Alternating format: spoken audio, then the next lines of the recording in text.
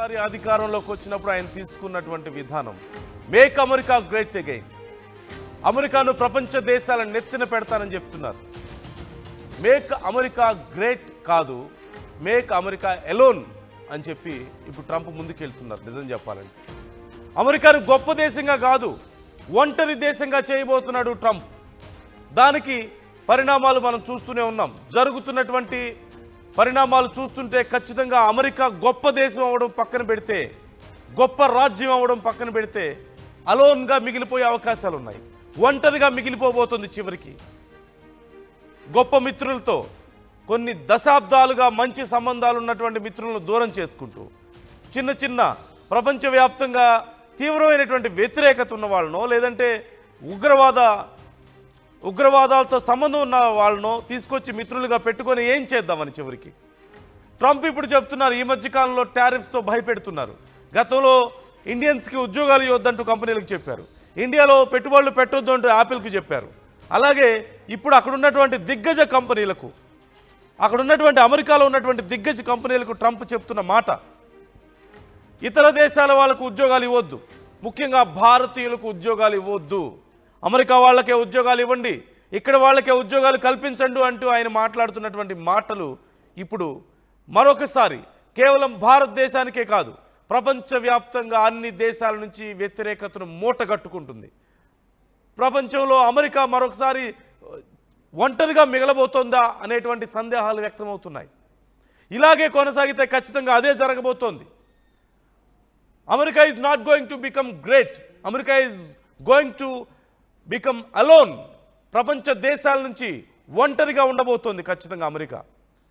ఇప్పటికే అన్ని దేశాల నుంచి వ్యతిరేకత, ఎప్పుడు ఎవరితో కయ్యం పెట్టుకుంటారో తెలీదు, ఎప్పుడు ఎవరితో ఫ్రెండ్షిప్ చేస్తారో తెలీదు, ఎలాంటి అవసరం లేకుండా, ఎలాంటి బలమైన కారణాలు లేకుండా గొప్ప మిత్రులతో, శాంతిని కోరుకునేటువంటి మిత్రులతో, వెన్నుదన్నుగా నిలబడేటువంటి మిత్రులతో, గొప్ప వ్యాపార బాంధవ్యాలు ఉన్నటువంటి మిత్రులతో అనవసరంగా శత్రుత్వం పెంచుకోవడం, అలాగే టెర్రరిస్టులను పురిగొల్పేటువంటి దేశాలతో, టెర్రరిస్టులను ట్రైన్ చేసే దేశాలతో ఫ్రెండ్షిప్ చేయడం ఏంటిది?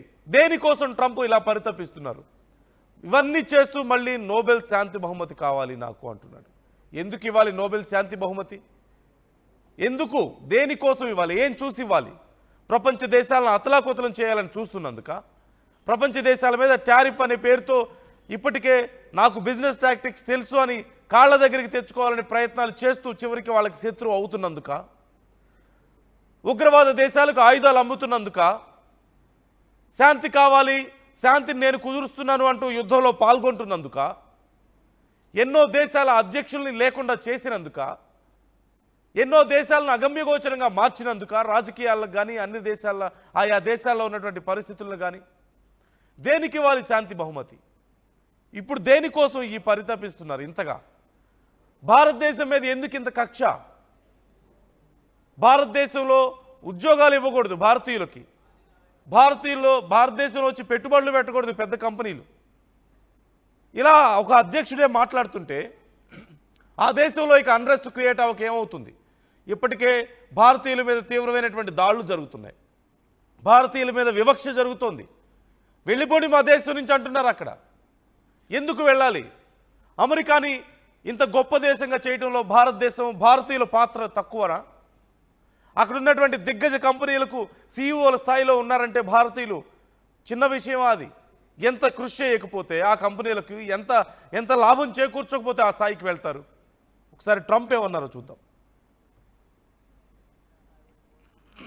And slashing profits in Ireland, you know that. For too long, much of our tech industry pursued a radical globalism that left millions of Americans feeling distrustful and betrayed. And you know that. Everybody knows that. Everybody in this room certainly does. Many of our largest tech companies have reaped the blessings of American freedom while building their factories in China, hiring workers in India, and slashing profits in Ireland. You know that. All the while dismissing and even censoring their fellow citizens right here at home. Under President Trump, those days are over. We need U.S. technology companies to be all in for America. We want you to put America first. You have to do that. That's all we ask. That's all we ask. For too long, much of our tech industry pursued a radical globalism that left millions of Americans feeling distrustful and betrayed. And you know that. Everybody knows that. Everybody in this room certainly does. Many of ఇక చేసింది చాలు, ప్రపంచ దేశాలకి మన దేశానికి మనం చేసుకుందాం అంటున్నారు. అమెరికన్స్కే ఉద్యోగాలు ఇవ్వాలి, ఇతర దేశాలకి ఇవ్వద్దు, ఇండియాకి ఇవ్వద్దు అంటూ ఆయన చెప్తున్నారు. ఆర్టీవీ పోల్లో మీ అభిప్రాయాన్ని వ్యక్తం చేయండి. ఇండియా అంటే ట్రంప్ భయపడుతున్నారా? ఎందుకు ఇలా వ్యవహరిస్తున్నారు? ట్రంప్కి ఎందుకు ఇండియా అంటే ఇంత కోపం? అమెరికా ఇంత గొప్పగా ఎదగడంలో భారతీయుల పాత్ర మరవలేంది కదా? ఎందుకని మరి ఇంత వివక్ష చూపిస్తున్నారు? ఎందుకింత మనల్ని అసహించుకుంటున్నారు? ఎందుకు మన మీద ఇలాంటి ప్రతీకార చర్యలకు దిగుతున్నారు? మీ అభిప్రాయాలు మాతో పంచుకోండి. కళ్యాణ్ నాతో జాయిన్ అవుతున్నారు, మా కొలీగ్. కళ్యాణ్, ట్రంప్ వ్యాఖ్యల్ని మనం ఎలా అర్థం చేసుకోవాలి? దేనికోసం ఇదంతా చేస్తున్నాడు? అసలు ఏం సాధించబోతున్నాడు చివరికి?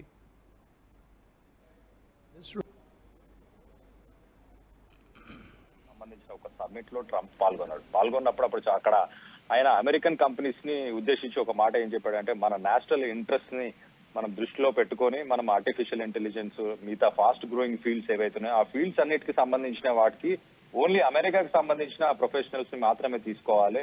ఒక పక్కన ఇండియా చూసుకుంటే ఇండియా ప్రొఫెషనల్స్ వాళ్ళు బాగా గ్రో అవుతున్నారు, వాళ్ళకి ఎక్కువ ఆపర్చునిటీస్ వస్తున్నాయి. సో మన కంపెనీస్ వాళ్ళని హైర్ చేసుకోకూడదు, మిగతా దేశాలకు సంబంధించిన వాళ్ళని ఎవరిని హైర్ చేసుకోకూడదు. ఎస్పెషల్లీ ఇండియా పేరు మాత్రం తీసాడు ఆయన. ఇండియాకు సంబంధించిన వాళ్ళని ఎవరిని హైర్ చేసుకోకూడదు. సో ఈవెన్ యూనివర్సిటీస్ లో కూడా కొత్త రూల్స్ తీసుకొస్తున్నాడు. ఇంటర్నేషనల్ స్టూడెంట్స్ ని తీసుకునే దాంట్లో కూడా ఆయన కొత్త రూల్స్ తీసుకొస్తున్నాడు. అండ్ ఇప్పుడు జాబ్స్ మీద పడ్డాడు, జాబ్స్ కూడా ఇవ్వద్దు అంటున్నాడు. 2 రోజుల క్రితం నా ఫ్రెండ్ ఒక అతనితో మాట్లాడాను, అమెరికాతో, నా క్లాస్మేట్ తోని. తనతో మాట్లాడినప్పుడు తను ఏం చెప్తున్నాడు, ఇండియాకి యాక్చువల్ గా అక్టోబర్ లో వస్తామని ప్లాన్ చేశాడు, కానీ ఇప్పుడు అతను రావాలనుకున్న ట్రిప్ ని కూడా విరమించుకున్నాడు. ఎందుకు అని నేను అడిగితే, ఒకసారి అటు వచ్చిన తర్వాత రిటర్న్ మళ్ళీ నన్ను లోపలికి రానిస్తారో లేదో తెలియదు, నాకు గ్రీన్ కార్డు ఉన్నా కూడా నా సిచ్యువేషన్ ఇలా ఉంది ప్రస్తుతానికి, మా లాయర్స్ వీళ్ళందరూ కూడా ఎవరు వెళ్ళొద్దని చెప్తున్నారు అని చెప్పి అంటున్నారు. సో అమెరికాకి సంబంధించిన వాళ్ళు యాక్చువల్ గా కొంచెం గతానికి వెళ్ళి మనం మాట్లాడుకుంటే కనుక, వీళ్ళు అమెరికా అసలు ఎప్పుడు ఫామ్ అయింది? ఒక 400-500 సంవత్సరాల మధ్యలో ఫామ్ అయిన కంట్రీ అది. ఉండే వాళ్ళు ఎవరు? నేటివ్ ఇండియన్స్ అని ఉంటారు, అంటే వాళ్ళు అసలు లేరు. ఇప్పుడు ఈ ట్రంప్ లాంటి వాళ్ళు 400 కింద వీళ్ళ తాత ముత్తాతలు వీళ్ళందరూ వచ్చి ఆడ కూర్చొని ఇదంతా మాట్లాడుతున్నారు. యాక్చువల్లీ వాళ్ళే వలసదారులు, అంటే వాళ్ళే వలసపోయారు. యూరోపియన్ కంట్రీస్ నుంచి కావచ్చు, వేరే కంట్రీస్ నుంచి వీళ్ళంతా. ట్రంప్ కానీ ట్రంప్ అసలు నాట్ అమెరికన్, ఆయన ఇండియన్, అసలు ఆయనే కాదు ఆయన. సో తన భార్యనే కాదు, కానీ మనోడు ఏంటంటే, మనోడిది ఈ క్యారెక్టర్. అన్ని నిజాలు తెలిసినా కూడా ఏం చేస్తాడంటే ప్రెషర్ బిల్డ్ చేయడానికి కంపెనీస్ మీద. రీసెంట్ గా మనం చూసుకుంటే ఇంటెల్ కి ఆయన ఇండోనేషియాకి సంబంధించినోడు. సో నువ్వు వండకూడదు, నువ్వు వెళ్ళిపోవాలి, నువ్వు రిజైన్ చేయి అని చెప్పి ఆయన మీద ప్రెషర్ బిల్డ్ చేశాడు. సో ఏంటంటే ఎటు తిరిగినా ఎటు చూసినా ఓట్ బ్యాంక్ ఏదైతే మేక్ ఇన్ అమెరికా అన్న కాన్సెప్ట్ తోనే ఆయన ఎలక్షన్ గెలిచాడో అదే నినాదాన్ని ఇంకా ముందుకు తీసుకెళ్తున్నాడు అంతే. దానికి ఏంటంటే ఇండియన్ బ్లేమ్ గేమ్ ఒకటి ఆడుతున్నాడు ఇండియాతోని. సో ఇండియన్ సిటిజన్స్ అంటాడు, ఇండియన్ జాబ్స్ ఇక్కడ ఉన్నాయి అంటాడు, జాబ్స్ కి వాళ్ళు ఉండకూడదు అంటారు, లేకపోతే ట్యాక్సెస్ వేయడం కానీ, ఇదంతా మన మీద చూపిస్తున్నాడు. అదే, అంతకుమించి ఏం లేదు. అది ఎక్కువ రోజు సాగదు. ఎండ్ ఆఫ్ ద డే రోజు అది ఎండ్. మనకి వాళ్ళకి ట్రేడ్ రిలేషన్స్ కావచ్చు, మిగతా ట్రేడ్ రిలేషన్స్ కావచ్చు, మనకంతా బాగానే ఉంది. ఇప్పుడు మిగతా కంట్రీస్ పోల్చుకుంటే మనకి యుఎస్ కి జరిగే దాంట్లో జీడీపీ హార్డ్లీ 2%. మన ఆర్బీఐ గవర్నర్ కూడా చాలా క్లియర్ గా చెప్పారు ఏంటంటే, అమెరికాతోని మనకు ఈ ట్రేడింగ్ టారిఫ్స్ గురించి ఏదైతే ఇష్యూ వస్తుందో, ఈ ఇష్యూ వల్ల మనకి ప్రాబ్లం ఉండదు ఫ్యూచర్ లో కూడా. దీని ఎఫెక్ట్స్ బయటికి రావడానికి, ఒకవేళ ఇంప్లిమెంట్ చేసినా దీని ఎఫెక్ట్స్ బయటికి రావడానికి ఒక 2-3 క్వార్టర్స్, అంటే ఇయర్ ఎండింగ్ క్వార్టర్స్. ఆ ఇయర్ ఎండింగ్ కూడా మనకు పెద్ద డిఫరెన్స్ ఏమంటుంది, 0.5 నుంచి 0.7% మాత్రమే మనకు డిఫరెన్స్ ఇస్తుంది జీడీపీలో అని చెప్పి ఆయన చెప్పుకొచ్చారు. ఒక విషయం ఏంటంటే, అమెరికాలో ఎవరైతే ఇండియన్స్ ఉన్నారో వాళ్ళు మనకి సంబంధించిన ముడి సరుకులు ఏవైతే ఉప్పులు పప్పులు కావచ్చు ఇలాంటివన్నీ కొనడానికి కొద్దిగా ఇబ్బంది పడచ్చు కొన్ని రోజులు. బట్ దానికి కూడా ఏదో ఒక సొల్యూషన్ దొరికే ఛాన్సెస్ ఉంటాయి ఖచ్చితంగా. దానికి ప్రత్యామ్నాయాలు కూడా భారత ప్రభుత్వం ప్లాన్ చేస్తుంది. ఇంకో పక్కన మోదీ చూస్తే, నేను యాక్చువల్ గా మోదీ ఏంటంటే ఫార్మర్స్ కి సంబంధించి, అలాగే ఇక్కడ ఫిషరీస్ కి సంబంధించి ఈ సెక్టార్స్ లో వీళ్ళు దూరాలని ప్లాన్ చేస్తున్నారు అమెరికన్స్. ఎస్పెషల్లీ ట్రంప్ ఆ సెగ్మెంట్ టచ్ చేయాలని ట్రై చేస్తున్నాడు. వాళ్ళని రానియకుండానే మనం కొంచెం ఆపుతున్నాం. సో ఖచ్చితంగా మోదీ కూడా ఒక స్టేట్మెంట్ చాలా క్లియర్ గా ఏం చెప్పారంటే, ఇక్కడ ఉండే ప్రజల కోసం కావచ్చు, ఇక్కడ ఉండే రైతుల కోసం, అలాగే ఇక్కడ ఉండే మత్స్యకారుల కోసం, వీళ్ళందరి కోసం నేను ఖచ్చితంగా నిల్చుంటాను. దేనికైనా నేను రెడీ. ఇది దానివల్ల నష్టపోయిన ప్రాబ్లం లేదు, కానీ దీన్ని ఫేస్ చేస్తాను, నేను వీళ్ళందరికీ మద్దతుగా ఉంటాను. అలాగే మనం చూస్తే మన తెలుగు రాష్ట్రాల్లో కూడా ఇప్పటికే సబ్సిడీలు ఇస్తున్నారు ఈ రంగాలకు సంబంధించిన వాళ్ళకి. అండ్ ఇంకొకటి ఎక్స్పోర్ట్స్ సంబంధించి ఏంటంటే టెక్స్టైల్స్ కావచ్చు, లేకపోతే అలాగే జ్యువెలరీ కానీ, ఆటోమోటివ్ పార్ట్స్ కానీ, ఇలాంటి వాటి మీద కొంచెం ఎఫెక్ట్ పడే అవకాశం ఉంది. దానికి కూడా మనం రానున్న రోజుల్లో ప్రత్యామ్నాయం దానికి ఇంకొక ఆప్షన్ ఎత్తుకునే అవసరం ఉంది. ఆల్రెడీ ఆ పనిలో కూడా మన కేంద్ర ప్రభుత్వాలు, రాష్ట్ర ప్రభుత్వాలు నిమగ్నం అయిపోయి ఉన్నట్టు కూడా మనకు. సో పెద్దగా ట్రంప్ చేసే హడావిడికి మనం ఏమి భయపడాల్సిన ప్రాబ్లం లేదు. ఎందుకన్నానంటే ఎండ్ ఆఫ్ ద డే అది ఆయనకే లాస్ మేకింగ్. ఎట్లా అంటే ఇప్పుడు 400 సంవత్సరాల కింద industrial revolution, second industrial revolution వచ్చినాక మ్యానుఫ్యాక్చరింగ్ ఇండస్ట్రీస్ ఇవన్నీ స్టార్ట్ అయిపోయిన తర్వాత చీప్ లేబర్ కావాలి అని చెప్పి, లేకపోతే తక్కువలో పని అయిపోవాలని చెప్పి చైనాకి కానీ, ఇండియాకి కానీ, మయన్మార్కి కానీ, టెక్స్టైల్స్ పరంగా బంగ్లాదేశ్ కి కానీ, ఇలా వివిధ కంట్రీస్ కి వాళ్ళు అన్ని అవుట్ సోర్స్ చేసేసారు. వాళ్ళు చేసి వాళ్ళే మిడిల్ మ్యాన్ బోన్ ని ఇరగొట్టింది అమెరికన్సే. వాళ్ళే ఇరగొట్టుకొని ఇప్పుడు ఏంటి, ఇప్పుడు మాకు పని దొరకట్లేదు, సో ఇండియన్స్ కి పని ఇవ్వకూడదు అని చెప్పి ఇప్పుడు ఆ కాన్సెప్ట్ ని just it's a political agenda అని చెప్పుకోవాలి చాలా క్లియర్ గా. ఆ ఎజెండాని తీసుకొచ్చి ఇదంతా ఏదో షో ఆఫ్ చేస్తున్నారు తప్పించి, ఇప్పటికిప్పుడు వాళ్ళ ఐఫోన్ మ్యానుఫ్యాక్చర్ చేసిన ఒక్కొక్క ఐఫోన్ 4 లక్షలు 5 లక్షలు ఖరీదు చేస్తుంది. యాపిల్ ఇండియాలో పెట్టే ఫ్యాక్టరీని పెట్టొద్దని చెప్పి అన్నారు, కానీ వాళ్ళు వినట్లేదు. At the same time Tesla చూసుకుంటే మనం చూస్తే ఇలాన్ మస్క్ ను కూడా ఇలానే పలు రకాలుగా ఇబ్బందులు పెడితే ఇలాన్ మస్క్ కూడా సొంత పార్టీ స్టార్ట్ చేసుకుంటాను, నీ సంగతి చెప్తానని చెప్పి ఆయన కూడా బయటకు వచ్చాడు. అమెరికన్స్ కూడా అందరూ ఏం హ్యాపీగా లేరు ట్రంప్ తోని. ఆయనకి ఎగ్నెస్ట్ గా ఎందుకు ఓటేసామరా బాబు వీడికి ఉన్న పరిస్థితి కూడా ఉంది. చాలా మంది బిజినెస్ మెన్స్ అలానే అనుకుంటున్నారు. అండ్ అలానే వేరే కంపెనీస్, మెయిన్ గా ట్రంప్ ఇదంతా చేసేది ఒకటే, వార్ సిచ్యువేషన్స్ అన్ని క్రియేట్ చేయడానికి. వార్ తోని ఆయనకి ఎవరైతే స్పాన్సర్ చేసినారో వాళ్ళంతా వెపన్స్ మ్యానుఫ్యాక్చర్ చేసే కంపెనీస్ కి సంబంధించిన వాళ్ళు, ఆ కంపెనీస్ కి లబ్ధి పొందేలాగా ఇటు ఇజ్రాయెల్ గాజా ఇష్యూ కావచ్చు, అటు యుక్రెయిన్ రష్యా ఇష్యూ కావచ్చు, లేకపోతే పాకిస్తాన్ ని ప్రొవోక్ చేయడము, లేకపోతే పాకిస్తాన్ కి సంబంధించిన ఆర్మీ చీఫ్ ని పిలవడము, ఇవన్నీ ఈ సిరీస్ ఆఫ్ ఈవెంట్స్ అన్ని మనం కనుక ఒక్కసారి వెనక్కి తిరిగి చూసుకుంటే కనుక, ఒక పక్కన ప్రొవోక్ చేస్తున్నాడు, నేను పీస్ లీడర్, నాకు నోబెల్ ప్రైజ్ ఇవ్వాలి అని చెప్పి ఇదంతా చెప్తున్నాడు, ఇంకో పక్కన చేసేవన్నీ చేస్తున్నాడు. ఎండ్ ఆఫ్ ద డే ఎవరు లబ్ధి పొందట్లేదు, అమెరికన్స్ కూడా లబ్ధి పొందట్లేదు, వాళ్ళు కూడా హ్యాపీగా లేరు. ఎట్ ద సేమ్ టైం అందరినీ ఇలా ఇబ్బంది పెడుతున్నాడు. సో మ్యాడ్ మ్యాన్ థియరీ అనుకోవచ్చు, ఏదో పిచ్చోడి చేతిలో రాయిలాగా మారిపోయింది. వాడు పొరపాటున ఏదో అయిపోయాడు ఈసారి, కానీ ఇంకోసారి అయ్యే అవకాశం కూడా లేదు. వాళ్ళ రాజ్యాంగంలో ఇంకొకసారి మళ్ళీ ప్రెసిడెంట్ గా ఉండే అవకాశం కూడా లేదు. కాబట్టి వాడి పీడ ఇంకొన్ని రోజులు ఆగితే విరగడైపోతుంది అని చెప్పి చెప్పుకోవాలి మనం. Right. Thank you Kalyan, thanks for the details. మొత్తం మీద ట్రంప్ వ్యవహరిస్తున్నటువంటి తీరు ఇప్పుడు చర్చనీయాంశంగా మారింది. ఒక రకంగా చెప్పాలంటే తీవ్రమైనటువంటి విమర్శలను ఎదుర్కొంటుంది. మీ అభిప్రాయాలను పంచుకోండి. ట్రంప్ ఇండియాకు భయపడుతున్నారా? ఎందుకు ఇండియా మీద ఇంత కక్ష చూపిస్తున్నారు? నిజంగానే ట్రంప్ అవలంబిస్తున్నటువంటి తీరు అమెరికాను చాలా గొప్ప దేశంగా, గొప్ప రాజ్యంగా నిలబెట్టబోతుందా ప్రపంచ దేశాల ముందు? ఇలా వ్యవహరిస్తే నిజంగా అలాంటి ఒక పరిణామం, అలాంటి ఒక రిజల్ట్ వస్తుందా? మీ అభిప్రాయాలు మాతో పంచుకోండి. చాలామంది కామెంట్స్ చేస్తున్నారు, నేను కామెంట్స్ కూడా చదవబోతున్నాను.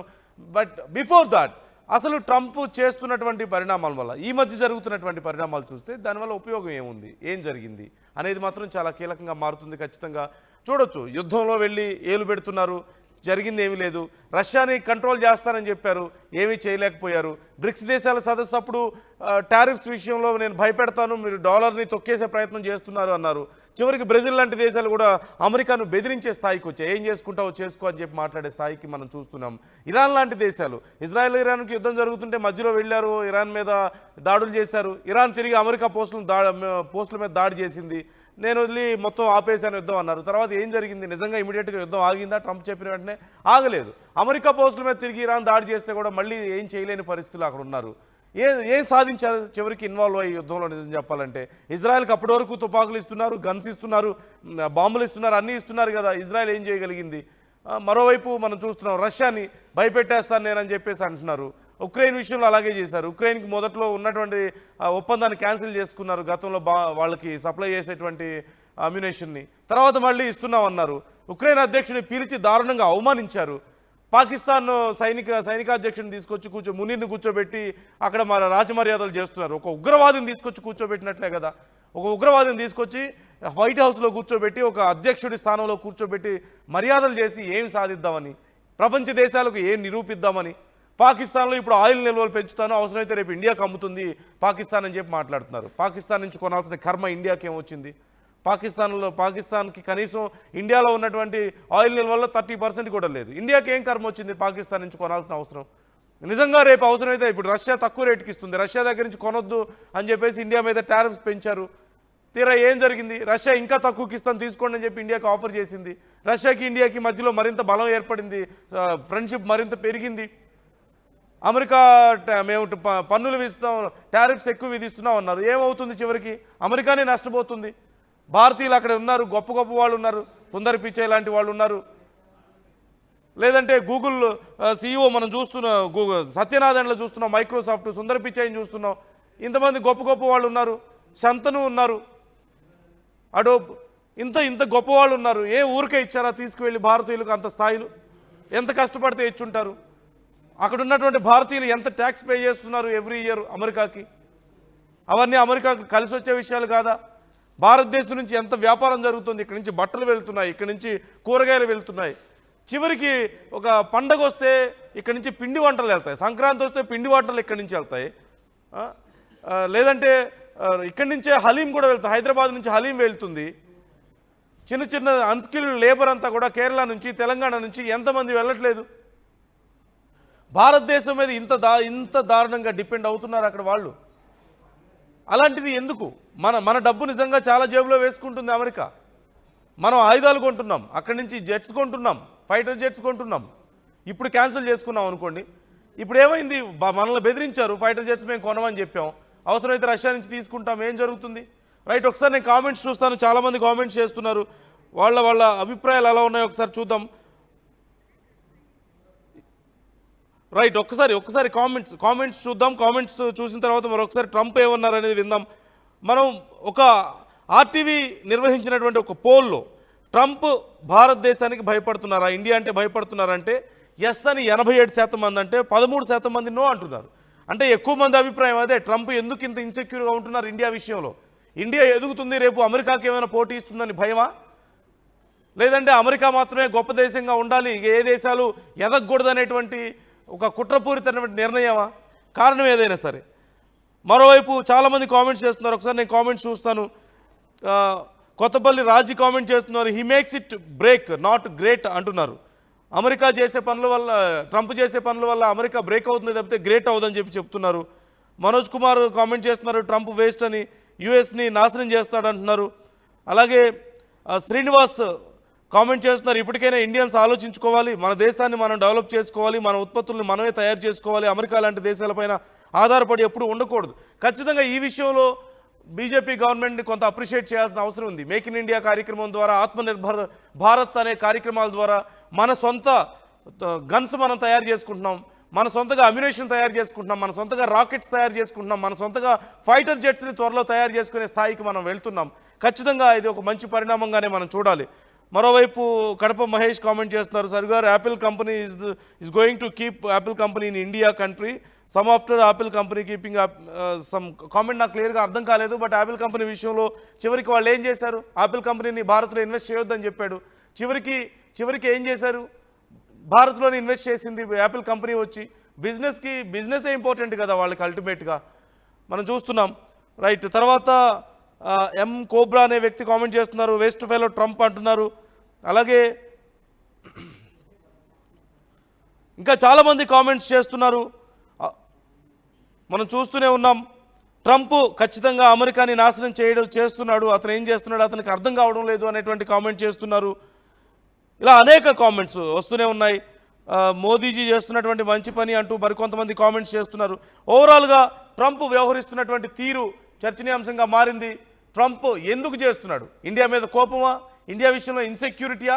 ప్రపంచ దేశాల్లో అన్ని ఇబ్బందులు పెట్టి, ప్రపంచ దేశాలను నానా అవస్థలు పెట్టి చివరికి నాకు నోబెల్ శాంతి బహుమతి కావాలంటే ఎక్కడి నుంచి వస్తుంది? ఎందుకు ఇవ్వాలి? చివరికి మునీర్ లాంటి వాళ్ళు, పాకిస్తాన్ లాంటి దేశాలు మాత్రమే సపోర్ట్ చేయాలి ట్రంప్ని. వాళ్ళే చివరికి అసలైన మిత్రులు అంటూ ట్రంప్ రిలీజ్ అవుతున్నారా? భారతదేశం లాంటి గొప్ప మిత్రుల్ని కోల్పోయి భారతీయుల మీద ఇలాంటి పగ తీర్చుకొని అమెరికా డెవలప్మెంట్లో కీలక భాగస్వామిగా ఉన్నటువంటి భారతీయుల మీద ఇలా ఎందుకు ప్రవర్తిస్తున్నారు అనేది చాలా కీలక అంశం. మీ అభిప్రాయాలు మాతో పంచుకోండి, కామెంట్ చేయండి. ఒకసారి ట్రంప్ ఏమన్నాడో మరోసారి విందాం. For too long, much of our tech industry pursued a radical globalism that left millions of Americans feeling distrustful and betrayed. And you know that. Everybody knows that. Everybody in this room certainly does.